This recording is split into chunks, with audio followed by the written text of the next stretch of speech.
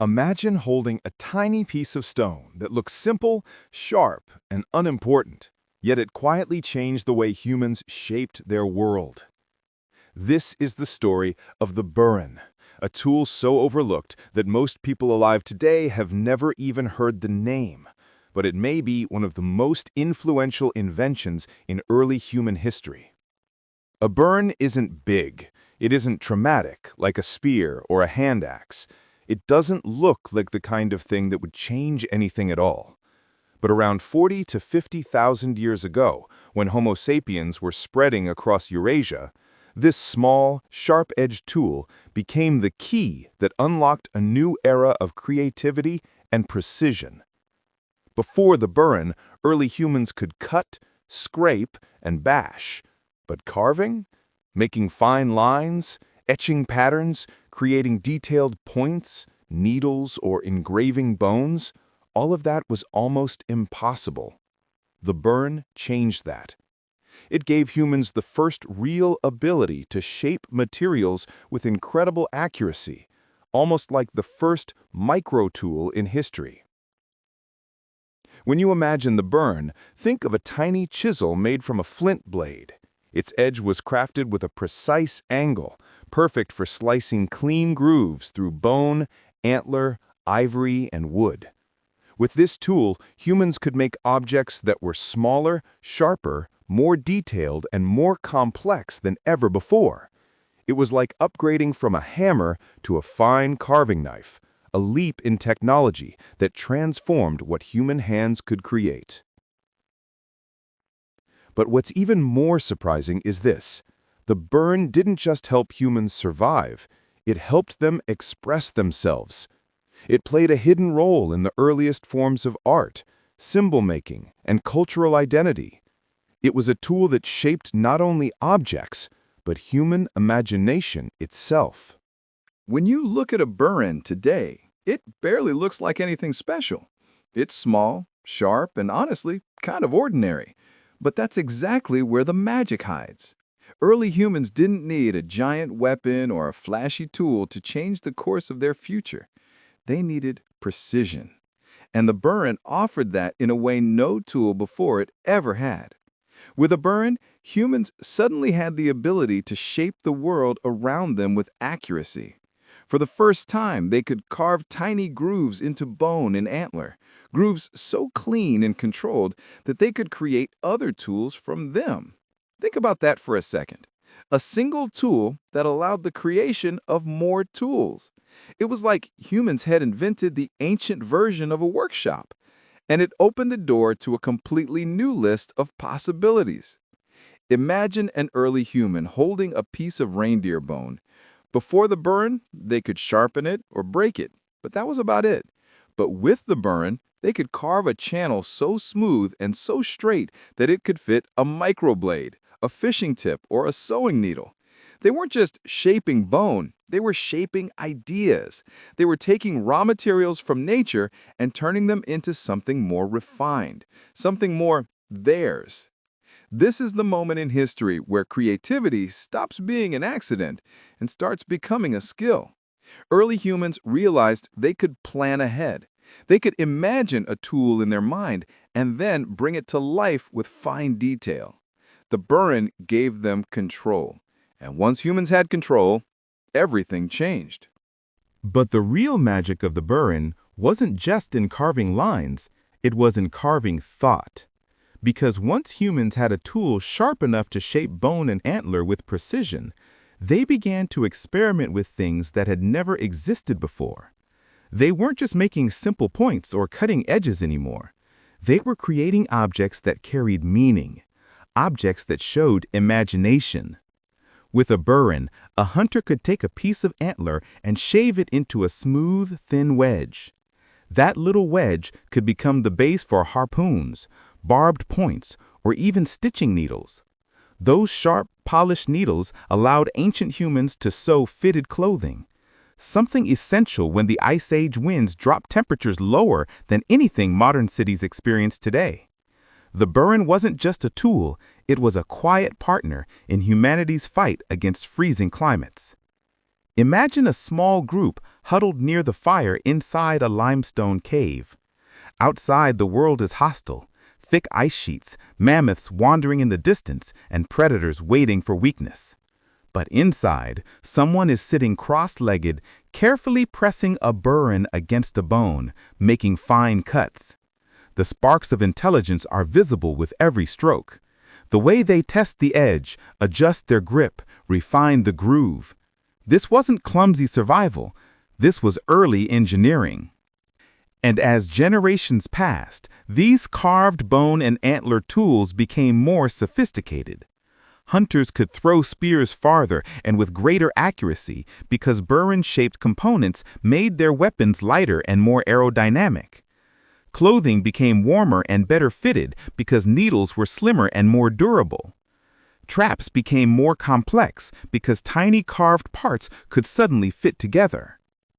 The burin unlocked a new layer of craftsmanship, one that required patience, focus, and a vision of what an object could become.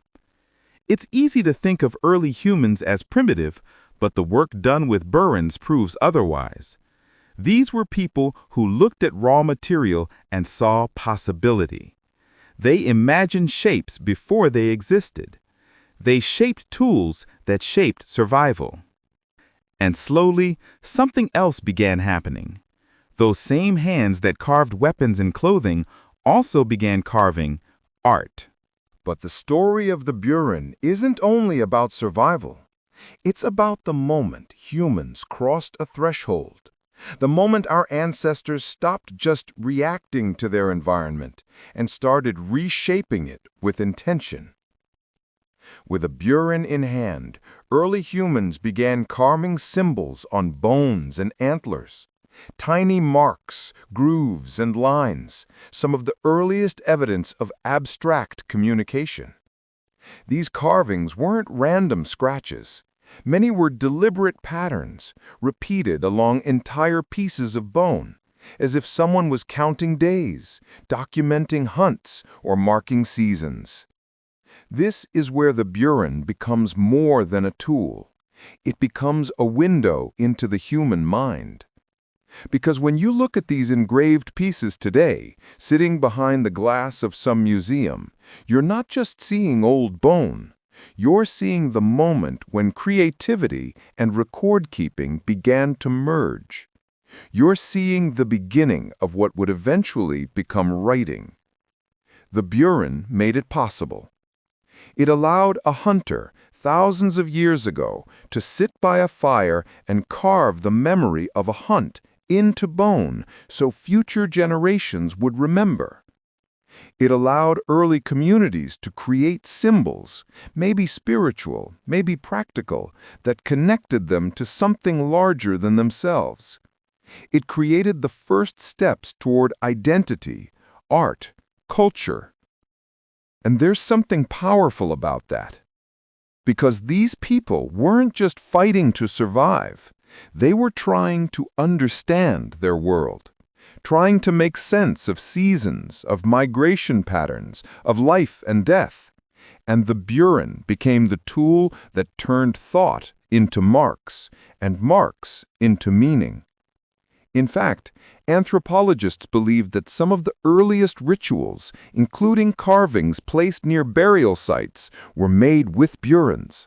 Small grooves carved into antler points, bone fragments decorated with repeating lines.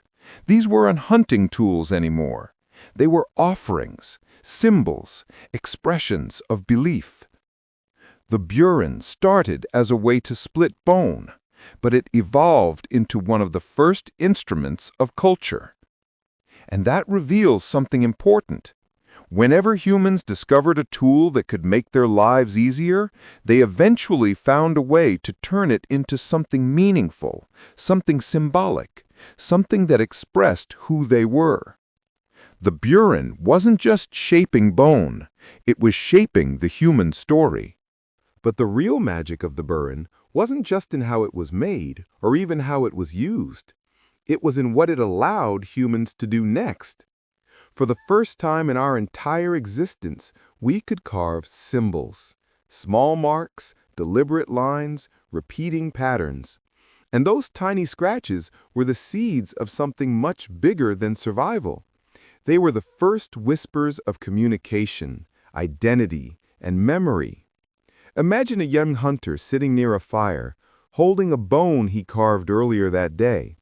Using his burn, he marks a line across it, then another, and another. Maybe it represents how many animals the group hunted that season. Maybe it marks how many days until a migration. Or maybe it means nothing practical at all. It could simply be expression, art for the sake of art. Humans experimenting with meaning long before meaning had a name. And that is where the burin becomes something extraordinary. It became the bridge between action and thought, between surviving and understanding.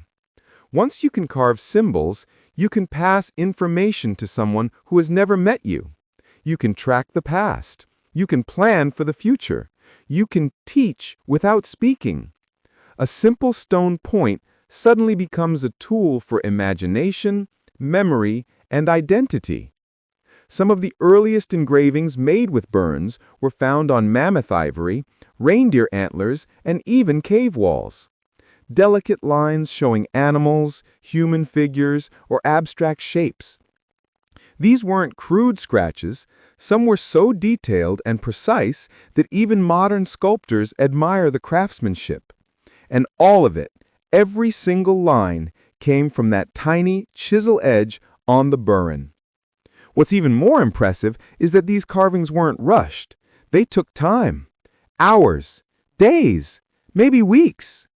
That means early humans were sitting down, patiently creating something that had no direct survival value. They already had fire, shelter, and food. These carvings were something more, something deeper, something that proved we weren't just surviving anymore, we were thinking, dreaming, remembering. When archaeologists study these ancient engravings, they can see the patterns of the burin's cuts, the direction of the strokes, the angle of the tool, the pressure of the hand that held it. It's as close as we can get to shaking hands with someone who lived 25,000 years ago. Their movements captured forever in the lines they carved, their presence frozen in bone. And when you hold a burin replica in your hand today, it fits surprisingly well. Balanced, purposeful. You can almost imagine the weight of responsibility it carried. This wasn't just a tool. It was the first pen, the first stylus, the first engraving knife. The beginning of the human desire to leave a mark on the world, not for survival, but so we wouldn't be forgotten. And yet, even with all this progress, the burin wasn't just a tool for survival. It slowly became a tool for expression. The moment humans realized they could scratch lines into bone, they realized they could also carve marks that meant something. At first, these were simple. Tally marks, tracking the phases of the moon, recording how many animals were hunted. But then something changed. Those marks evolved into shapes. Those shapes turned into patterns, and soon, patterns turned into art. Imagine that shift. For thousands of generations, tools existed purely to keep humans alive. Then suddenly, somewhere deep inside a dark cave, someone took a burin, pressed it gently to a bone or antler, and carved something that wasn't food, wasn't clothing, wasn't shelter, but simply beautiful. A symbol, a memory, a story. This moment is one of the quietest turning points in all of human history. We often talk about the invention of fire or the wheel or agriculture, but we forget that before any of that, humans learned how to leave a mark behind, a permanent mark, something that would outlive them, something that said, "I was here." And the burin made that possible. With its sharp, precise tip, it let humans engrave details that were impossible before. Fine lines, tiny patterns, shapes that looked like animals, symbols connected to rituals or beliefs. These carvings show us something incredible. Early humans weren't just thinking about the present moment, they were thinking beyond it. They were imagining, remembering, recording. What's even more fascinating is that the burin's influence spread across continents long before humans even realized they were shaping a shared story. From Europe to Siberia to parts of Asia, the same kind of engravings appear, thin, controlled, deliberate. They look different, but their intention is the same. It's like distant groups of humans, separated by mountains and oceans, all discovered the same spark of creativity, and the burin was the tool that lit it. And this is where history becomes almost emotional, because when you hold a burin replica today, you can feel something strange, a connection, a link to the hands that shaped it thousands of years ago. The people who made these marks didn't know we'd be studying them, admiring them, trying to understand them. They weren't thinking about us. They were simply capturing a moment in their own world, a world filled with danger, mystery, and discovery. But in making those marks, they reached across time. They reached across thousands of generations without even knowing it. And the tool they used, the small, simple burin, became a bridge from their minds to ours. And when we look at the burin today, it almost feels impossible that something so small, so simple, could carry so much weight in the story of our species, but that's what makes it beautiful. Humanity didn't begin with grand inventions, metal tools, or powerful machines. It began with moments of insight, a spark of understanding. The decision to sharpen a stone in a specific way, to create a point that could carve, shape, and give form to the world around us. The burin represents that spark. It represents our earliest artists, shaping bone into needles, carving symbols into ivory, leaving traces of themselves on cave walls that still breathe with life tens of thousands of years later. It represents the first engineers, the first designers, the first people who understood that detail mattered, that precision mattered, that a tool didn't just need to work, it needed to work well. Because when the burin appeared, everything changed. Art changed, clothing changed, technology changed, human expression changed. And from that small stone chisel came a chain reaction of innovation that eventually shaped the world we know today. So the next time you see a piece of ancient art in a museum, or a delicate carving made by hands long turned to dust, remember that behind it, hidden in the shadows of time, was a tool that almost nobody talks about. A tool that quietly pushed humanity forward. A tool that marked one of the earliest moments where humans didn't just survive, they created.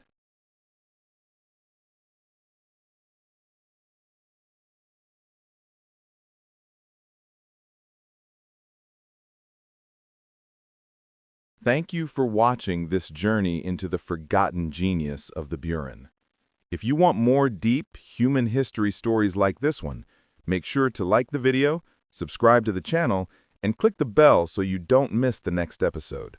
Our past is full of secrets, and we've only just begun to uncover them.